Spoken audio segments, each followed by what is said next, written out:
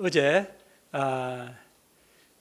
그 창세기 GBS를 하였습니다. 총 9명이 참석해서 야곱이 형 에서를 만나러 가는 그 야복강 나루터에서의 그 아주 홀로 아주 절박하게 하나님과 씨름하는 그 말씀을 공부했는데 참 심령에 큰 은혜가 되었습니다. 우리 방금 특조한 우리 하영이가 이렇게 한마디 했는데 우리 하나님께서 야곱의 이름을 이스라엘로 바꾸셨잖아요. 예, 이스라엘이라는 뜻이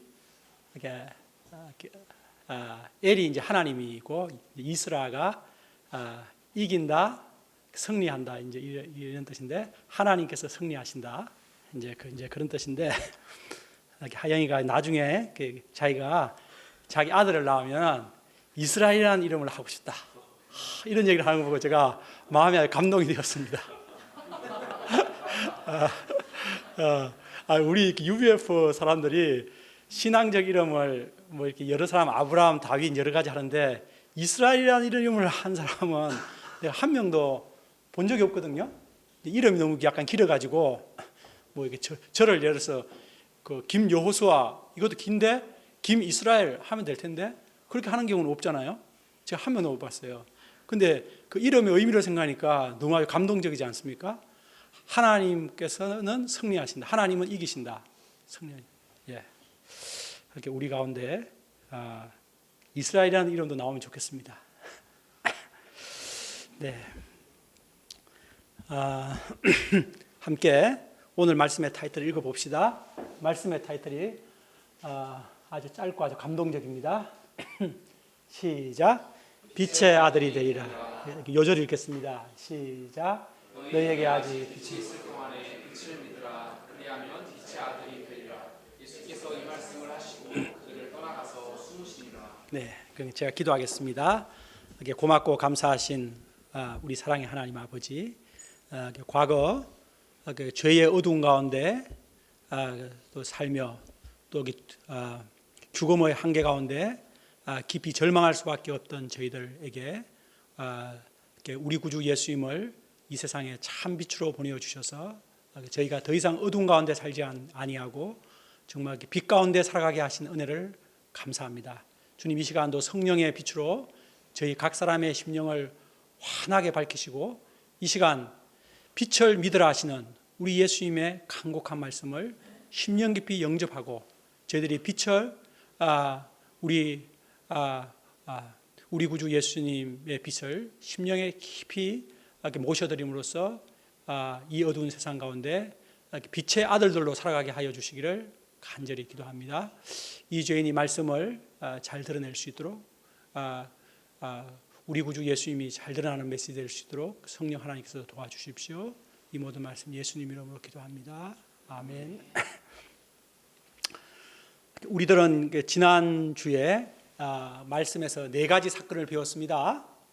첫째는 유대 땅과 민족을 살린다는 명목으로 예수를 죽이자라고 산헤드린 공회가 그 결정을 하는 것을 보았고, 두 번째는 예수님께 지극히 비싼 향유 한 옥합을 부어드린 마리아, 세 번째는 예수님이 어린 나귀 새끼를 타고 예루살렘 성으로 입성하실 때 열광적으로 환호하는 무리들, 그리고 마지막 네 번째 헬라인들이 예수님을 찾아왔을 때 예수님께서 한 알의 밀알의 진리를 가르쳐 주신 것이었습니다. 참 많은 4가지의 사건이지만 이 모두가 예수님의 죽으심에 관한 내용이라는 일관성이 있었습니다. 특히 우리는 예수님께서 죽음을 영광이라고 말씀하신 것에서 큰 감동을 받았습니다. 이를 통해 우리도 죽음에 대한 나의 어두운 생각이 완전히 바뀌어야 함을 알게 되었습니다. 예수님을 믿는 우리 신자들에게는 예수님과 같이 죽음의 순간이 영광의 순간임을 믿습니다. 그리고 우리가 나의 죽음의 순간이 영광의 순간이 될 수 있도록 우리가 예수님처럼 하늘의 미랄의 발자취를 따라갈 수 있기를 기도합니다.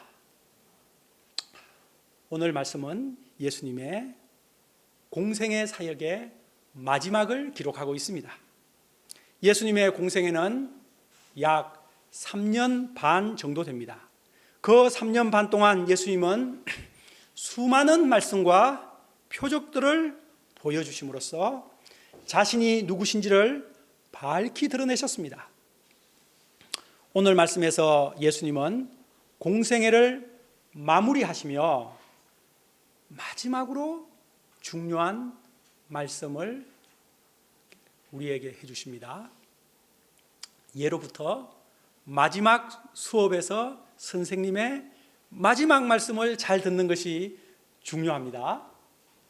우리가 그런 마음으로 예수님의 마지막 말씀을 들어봅시다. 27절을 같이 읽어볼까요? 시작. 지금 내 마음이 괴로우니 무슨 말을 아버지여 나를 구원하여 때를 변하게 하여 주옵소서. 그러나 내가 이를 위하여 이때에 왔나이다. 네, 지난주 예수님은 요한복음 12장 24, 25절에서 하늘의 미랄이 땅에 떨어져 죽으면 많은 열매를 맺는다.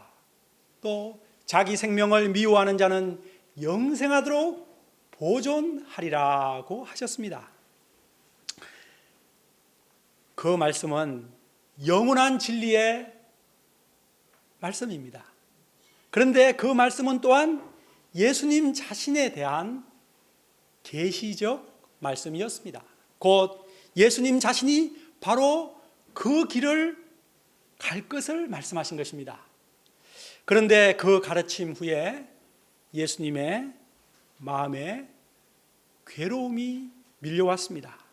그래서 하나님께 기도하셨습니다. 그렇습니다. 하늘의 미랄처럼 땅에 떨어져 죽는 것, 자기 생명을 미워하는 그 진리의 교훈은 참으로 아름답지만 실제로 그 길을 가는, 실천하는 것은 힘든 것입니다. 실제 예수님은 하늘의 미랄이 되어 죽으십니다. 자기 생명을 미워하는 자기 부인의 길을 가십니다. 이는 온 인류를 구원하기 위해서 필연적으로 예수님께서 가셔야 하는 길입니다. 그러나 우리와 똑같은 사람이 되어 이 땅에 오신 예수님은 우리와 똑같은 육신의 고통을 겪으셔야 합니다. 더욱이 예수님은 온 인류의 모든 죄값을 다 홀로 지시고 죽으셔야 하는, 보통 인간의 죽음과는 차원이 다른 죽음을 죽으셔야 합니다. 이에 예수님은 하나님께 무엇이라고 기도하셨습니까? 아버지여, 나를 구원하여 이 때를 면하게 하여 주옵소서. 예수님은 십자가의 죽는 고통을 면하게 하여 달라고 기도하십니다. 이것이 육신을 입으신 예수님의 솔직한 심정이셨습니다. 그러나 예수님의 기도는 거기서 멈추지 않았습니다. 예수님은 반전의 기도를 하십니다. 그러나 내가 이를 위하여 이때에 왔나이다. 이를 위하여 이때에 왔습니다. 그리고 이를 통해 아버지의 이름을 영광스럽게 하옵소서 하고 기도하셨습니다. 예수님은 십자가를 지기 위해 이때에 왔음을 분명히 하셨습니다. 하늘의 미랄이 되어 땅에 떨어져 죽으시기 위해 이때에 오셨음을 분명히 하셨습니다. 이를 통해 하나님 아버지의 이름을 영광스럽게 하고자 결심하셨습니다. 그러면 예수님의 죽으심이 하나님의 이름을 영화롭게 하는 이유가 무엇입니까? 이는 예수님이 십자가의 죽으심으로 아담 때부터 무너졌던 창조 질서가 회복되기 때문입니다. 예수님이 십자가의 죽으심으로 구원자를 보내어 세상을 구원하겠다는 하나님의 그 약속이 그대로 성취되기 때문입니다. 예수님이 십자가의 죽으심으로 온 인류를 사로잡고 있던 사단의 나라는 무너지고 이 땅에 하나님 나라가 이루어지기 때문입니다. 이처럼 예수님의 죽으심은 하나님께는 지극한 영광이 되며 우리 인류에게는 구원의 큰 복이 되는 것입니다. 이처럼 예수님은 십자가 죽으심을 통해 하나님의 뜻에 온전히 순종하심으로써 하나님의 이름을 영광스럽게 하고자 하셨습니다. 예수님의 그 기도가 끝나자 하늘에서 소리가 울렸습니다. 내가 이미 영광스럽게 하였고 또 다시 영광스럽게 하리라. 하나님은 예수님을 통해 이미 영광을 받으셨습니다. 예수님의 공생의 사역 전체가 하나님께 영광이 되었습니다. 특히 예수님께서 하나님으로서의 영광을 포기하시고 이 땅에 성육신하여 오신 것이 하나님께 영광이 되었습니다. 그리고 많은 예수님의 진리의 말씀들과 표적들을 통해서 하나님의 영광이 밝히 증거되었습니다. 그리고 다시 영광스럽게 하리라. 그것은 앞으로 예수님께서 십자가에 죽으시고 부활하시고 성천하시고 하나님의 본래의 영광의 자리로 돌아가게 되심으로써 하나님께 큰 영광이 된다는 뜻입니다. 사람들은 하늘에서 들린 소리를 제대로 알아들을 수 없었습니다. 아마 제자들도 마찬가지였을 것입니다. 그런데 이 요한이 어떻게 이 말씀을 기록했지? 이런 생각을 하실 수 있죠. 예수님께서 나중에 무슨 하늘에서 들린 소리가 무엇이든지 요한의 제자들에게 가르쳐 주었을 것입니다. 그래서 사람들은 천둥이 울렸다, 어떤 사람은 천사가 무슨 말을 했다 라고 했습니다. 이에 하나님께서는 하늘에서 소리가 난 것은 나를 위한 것이 아니요 너희를 위한 것이니라 라고 하셨습니다. 어떤 점에서 그럴까요? 우리 31, 2절을 이제 거기부터 읽어보겠습니다. 시작. 이제 이 세상에 대한 심판이 이르렀으니 이 세상이 이름이 쫓겨나니라. 내가 땅에서 들리면 모든 사람을 내게로 이끌겠노라 하시니. 네. 예수님은 이 말씀을 통해서 자신이 어떠한 죽음으로 죽으실 것을 말씀하신 것입니다. 내가 땅에서 들리면 모든 사람을 내게로 이끌겠노라. 여기서 예수님이 땅에서 들린다, 이것이 무슨 뜻입니까? 우리는 이미 요한복음 3장을 통해 예수님이 들린다는 뜻이 무엇인지 잘 배웠습니다. 모세가 광야에서 뱀을 든 것 같이 인자도 들려야 하리니 이는 그를 믿는 자마다 영생을 얻게 하려 하심이니라. 또 8장에서도 유대인들에게 이렇게 말씀하셨습니다. 이에 예수께서 이르시되 너희가 인자를 든 후에 내가 그인 줄 알리라. 우리는 예수님이 땅에서 들린다는 말이 십자가에 달려서 들린다는 것을 말하고 있음을 잘 알 수가 있습니다. 예수님이 십자가에 높이 달려 죽으시면 놀라운 일이 일어나게 됩니다. 먼저는 세상에 임금이 쫓겨납니다. 여기서 임금은 바로 사탄을 말하는 것입니다. 그리고 예수님이 십자가에 달리시면 모든 사람을 예수님께로 이끄십니다. 그 유대인과 이방인의 차별이 없이 모든 사람을 구원의 길로 이끄신다는 뜻입니다. 그래서 십자가를 중심으로 하는 우주적 교회가 세워지게 되는 것입니다. 이상을 통해 우리는 예수님의 죽음이 하나님을 지극히 영화롭게 하는 것이며 또한 우리 인간을 구원하는 그러한 죽음임을 알 수가 있습니다. 그런데 무리들은 내가 땅에서 들린다, 인자가 들린다, 이 말을 도무지 이해하지 못했습니다. 그래서 강한 의문을 제기했습니다. 우리 34절 읽어보죠. 시작. 이에 무리가 대답하되 우리는 율법에서 그리스도가 영원히 계신다 함을 들었거든. 너는 어찌하여 인자가 들려야 하리라 하느냐. 이 인자는 누구냐. 우리는 여기서 유대인들이 메시아에 대한 지식을, 바른 지식을 갖지 못하고 있음을 알 수가 있습니다. 진광장님 그 말씀 첫 번째 걸 한번 띄워봐 주시기 바랍니다.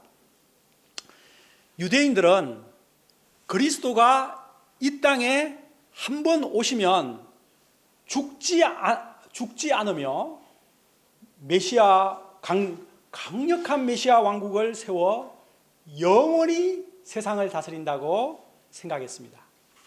그들의 이런 생각은 메시아에 대해 하나는 알고 둘은 모르는 무지를 잘 보여주고 있습니다. 먼저 구약 성경에는 메시아의 영원한 통치에 대해 기록이 나와 있습니다.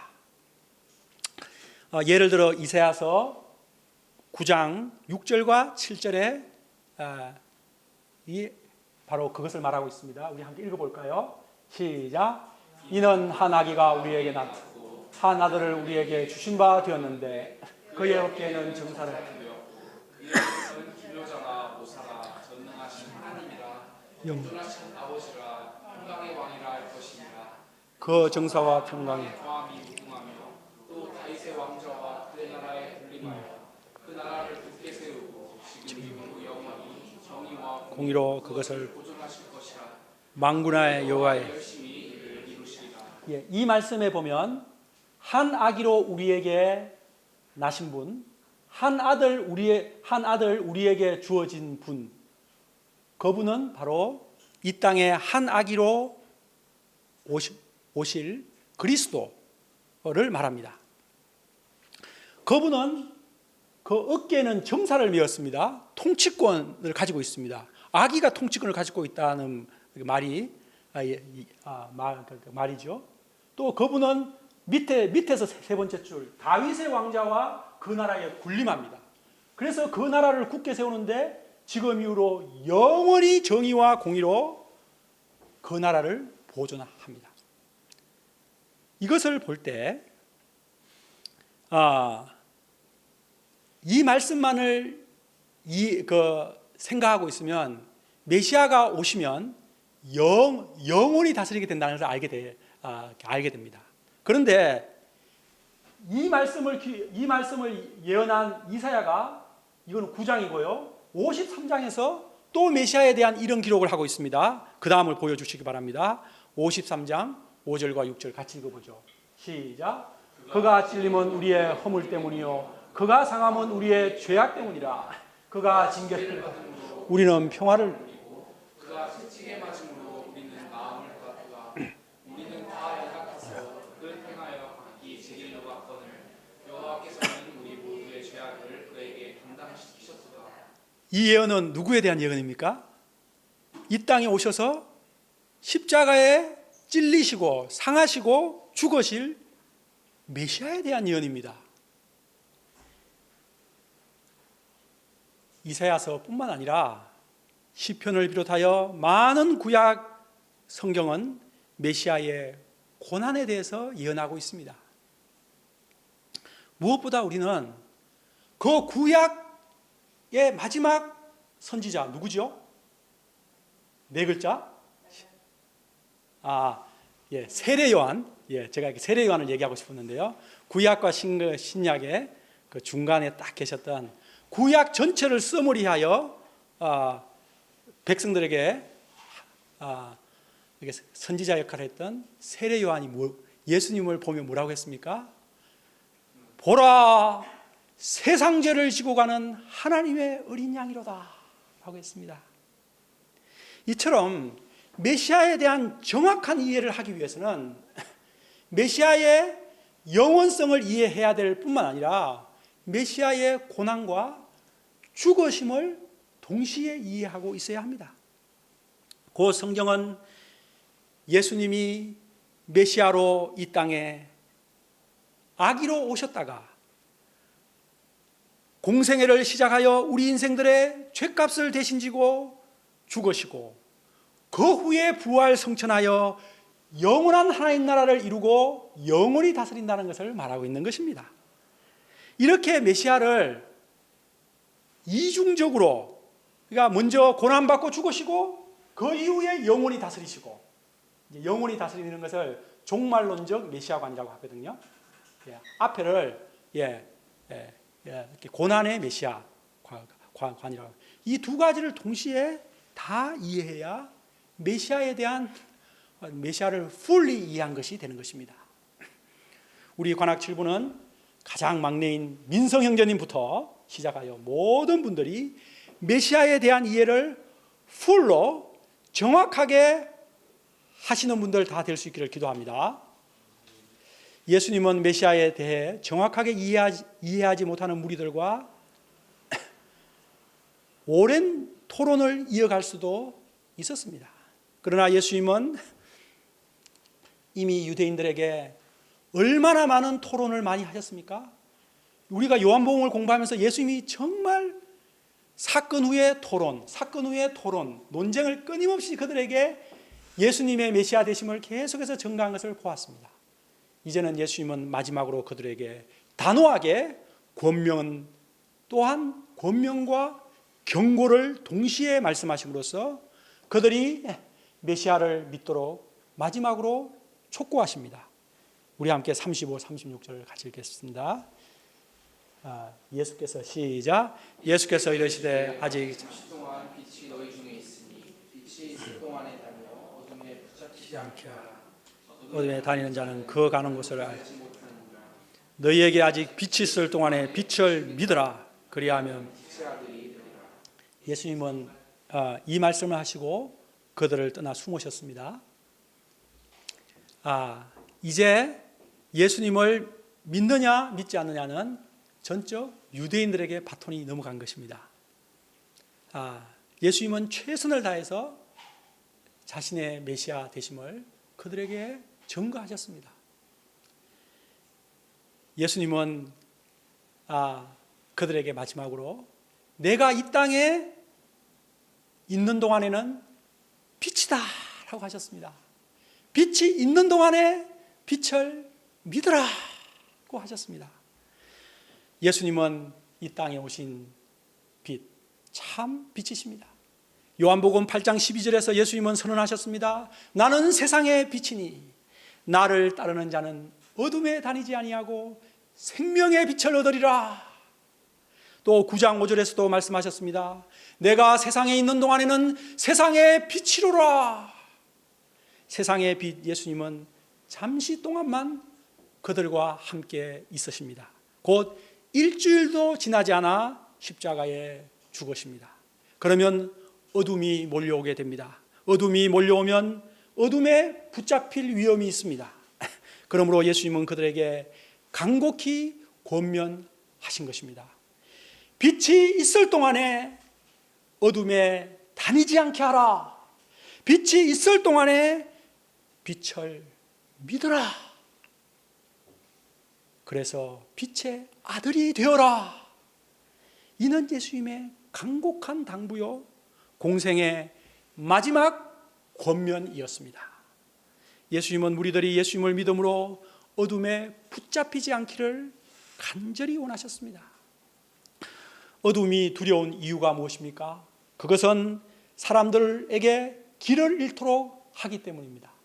서울은 밤 12시가 넘어도 길을 잃을 그런 어둠은 없죠. 그러나 칠흑같이 어둠, 이해하실 분은 이해하실 것입니다.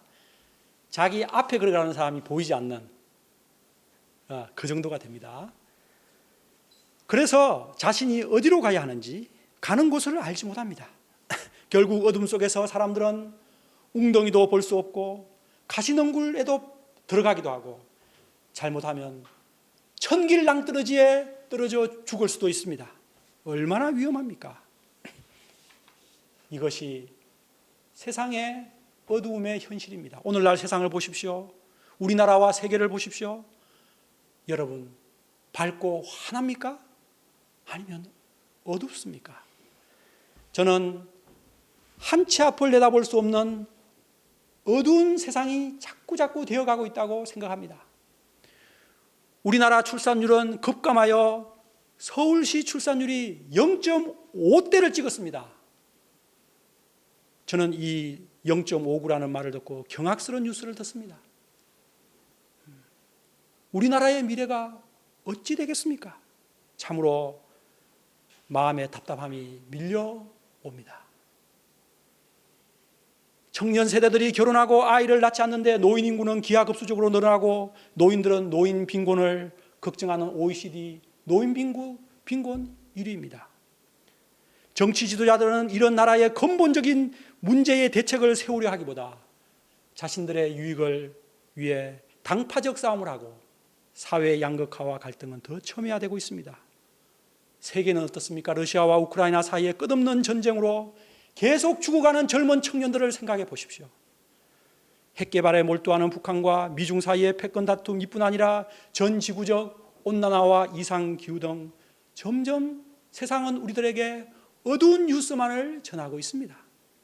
세상이 참 어둡다는 생각이 듭니다. 도대체 이 나라가, 이 세상이 어디로 가고 있는지 저는 심히 걱정이 됩니다. 그러나 무엇보다 더 걱정스러운 것은 사람들의 마음속의 어두움입니다. 요즘 사람들은, 점점 청년들은 가치관의 혼돈으로 인해서 옳고 그름의 기준이 점점 약화되어서 인생을 어떻게 살아야 되는지, 인생의 목적과 의미를 모른 채 살아가는 사람들이 자꾸 많아지고 있습니다.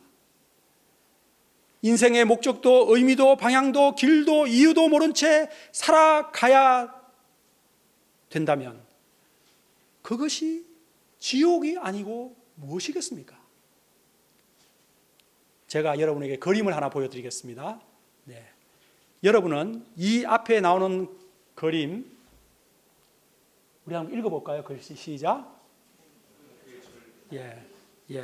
뭉크의 절규라는 그림입니다. 다 보신 적 있죠?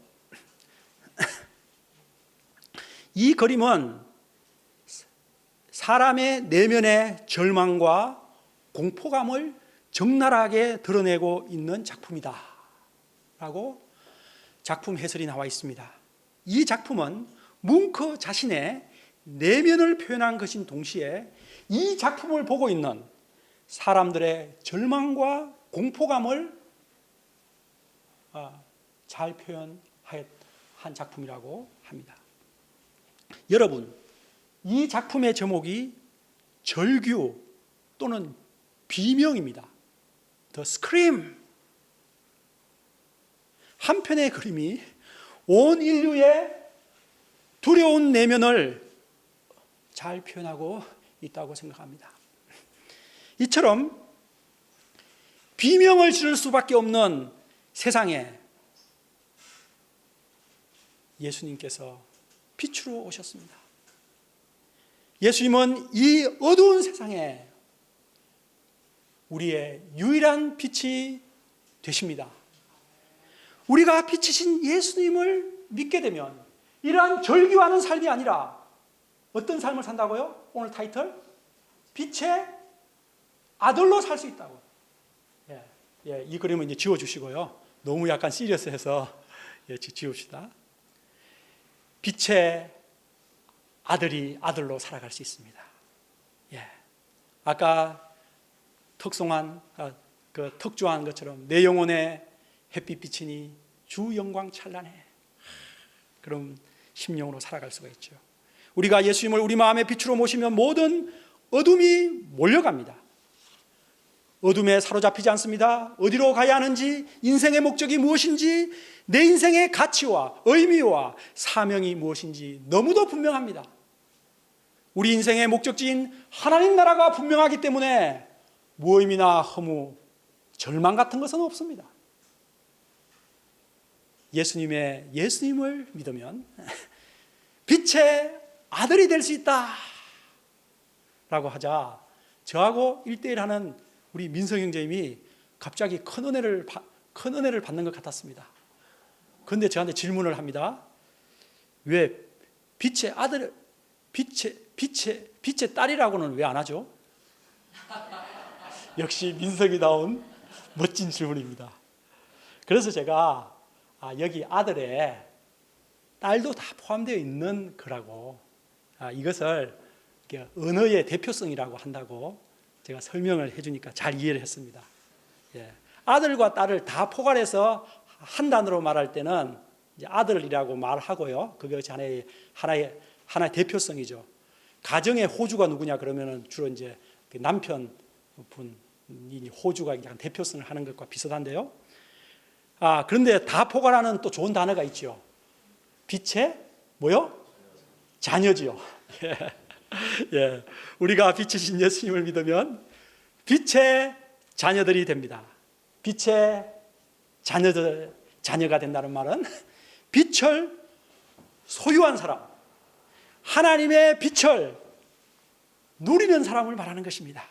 예수님을 믿는 사람은 누구나 빛의 소유자요 하나님 나라의 빛을 누리는 사람들이 됩니다. 오늘날 세상이 너무도 어둡고 위태롭고 혼돈스럽지만 우리가 예수님을 나의 마음에 모시면 빛의 소유자로 살아갈 수 있습니다. 예수님의 빛이 우리가 예수님의 제자로 살아가게 합니다. 예수님의 빛을 모시면 예수님이 앞서가신 그 발자취, 하늘의 미랄의 길, 십자가의 길을 우리도 갈 수 있습니다. 우리도 얼마든지 목자의 삶을 살며 선교사의 삶을 살 수가 있습니다.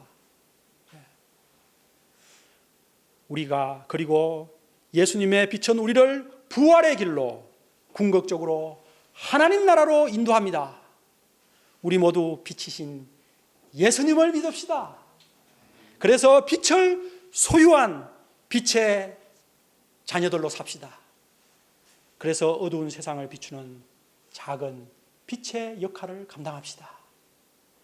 37절부터 끝까지는 예수님의 공생애의 마지막 끝맺음을 말합니다. 저자 요한은 예수님의 공생애를 두 가지로 정리해주고 있습니다. 첫째는 유대인들이 예수님을 끝내 믿지 않았다는 것입니다. 흔히 사람들은 말하죠. 표적을 보여주면 믿겠어요. 그런데 예수님께서 유대인들에게 그토록 많은 표적을 보여주셨지만 그들은 믿으려고 하지 않았습니다. 우리 37절 같이 읽어볼까요?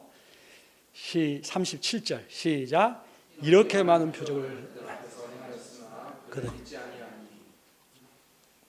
유대인들이 믿지 않은 것은 믿을 만한 말씀이 없어서가 아닙니다. 표적이 없어서도 아닙니다. 그들의 마음이 문제였습니다. 이미 이사야 선지자가 700년 전에 예수님의 영광을 보고 예언한 그대로 그들은 믿으려고 하지 않았습니다. 믿지 않고자 작정한 그들을 하나님께서도 어찌할 수 없었다는 것을 이사야는 하나님께서 그들의 마음을 완악하게 하셨다라고 표현한 것입니다. 믿지 않고자 작정한 사람을 여러분 어떻게 믿게 할 수 있겠습니까? 믿지 않고자 작정한 사람의 마음에는 성령 하나님께서 역사할 수 없으며 예수님도 어찌할 수 없는 것입니다. 그러나 모든 사람이 믿지 않은 것은 아니지요. 관리 중에서도 예수님을 믿는 자가 많았습니다. 그러나 바리새인들이 두려워 그들은 자신의 신앙을 드러내지 않았습니다. 이는 출교라는 현실적인 피해가 너무 두려웠기 때문입니다. 그들의 근본 문제는 하나님의 영광보다 사람의 영광을 더 사랑한 것입니다. 둘째로 예수님은 그 완고한 유대인들, 절대로 믿지 않고자 하는 유대인들에게 그러나 끝까지 믿음을 촉구하셨다는 것입니다. 우리 44에서 46절을 같이 읽죠. 예수께서 예수님이 외쳐서 말했습니다. 외쳐서. 우리가 한번 이 말씀을 외치기는 그렇겠죠. 같이 읽어보죠. 시작. 예수께서 외쳐 이르시되 나를 믿는 자는 나를 믿는 것이 나를 보내신 이를 믿는 것이며 나를 보는 자는 나를 믿는 것이며 나는 빛으로 세상에 왔나니 무릇 나를 믿는 자로 어둠에 거하지 않게 하라. 이 말씀은 예수님께서 유대인들에게 마지막으로 간곡히 외치신 말씀입니다. 예수님을 믿는 사람은 하나님을 믿는 것이다. 예수님을 보는 자는 하나님을 보는 것이다. 그리고 내가 빛으로 세상에 왔으니 나를 믿고 어둠에 다니지 말아라. 예수님의 간곡한 호소가 여러분 느껴지십니까? 그리고 예수님은 이 땅에 심판이 아니라 구원을 하기 위해서 오셨습니다. 지금까지 하신 예수님의 모든 말씀은 예수님 자의로 하신 것이 하나도 없고 다 하나님께서 일러주신 말씀들이었습니다. 그러므로 그 말씀들은 다 영생의 말씀들이었습니다. 이상으로 우리는 예수님의 공생의 마지막 말씀이 무엇이었는지를 살펴보았습니다. 예수님의 공생의 마지막 말씀을 한마디로 하면 무엇이죠? 우리 같이 해볼까요? 시작. 빛을 믿어라. 그 빛은 누구시죠? 예수님을 말하는 것입니다. 그래서 어둠에 붙잡히지 말아라. 그것입니다. 그리고 그래서 빛의 아들들이로 살아라. 예, 그것이요. 이것이 예수님의 공생의 마지막을 요약하는 그 간절한 예수님의 간곡한 당부의 말씀이며 외침이셨습니다. 그러므로 우리는 예수님을 믿는다는 것이 빛이신 예수님을 믿는다는 것이 얼마나 중요한지를 알게 됩니다. 그러면 예수님을 믿는다는 것이 그럼 도대체 무엇인가를 이제 마지막으로 제가 총정리를 함으로써 말씀의 결론을 맺도록 하겠습니다. 예수님을 믿는다는 것은 요한복음 1장 1절부터 생각을 잘 해보십시오. 예수님을 믿는다는 것은 뭘 믿는 것입니까?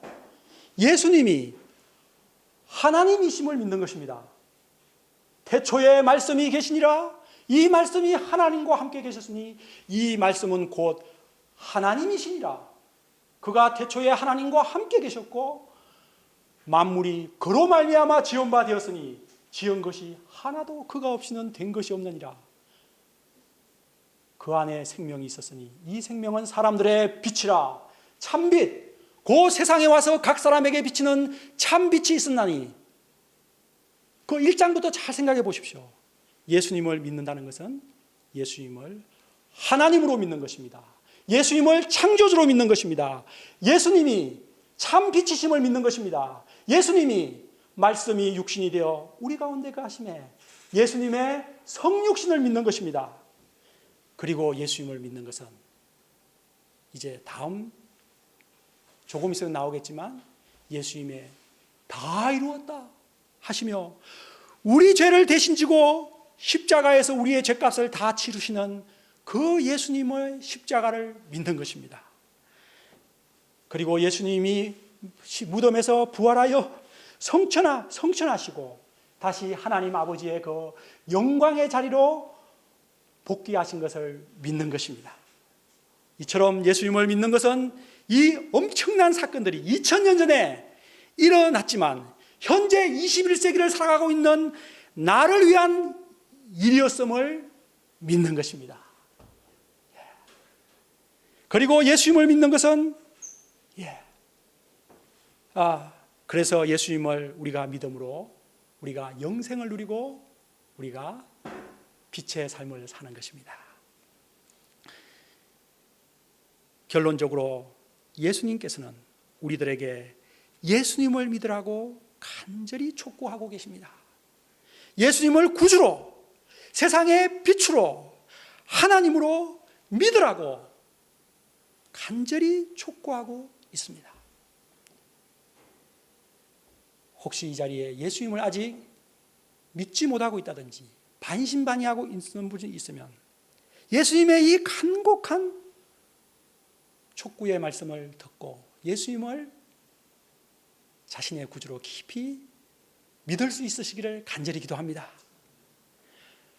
완고한 유대인처럼 끝까지 믿지 않고자 하면 파멸의 길을 가게 됩니다.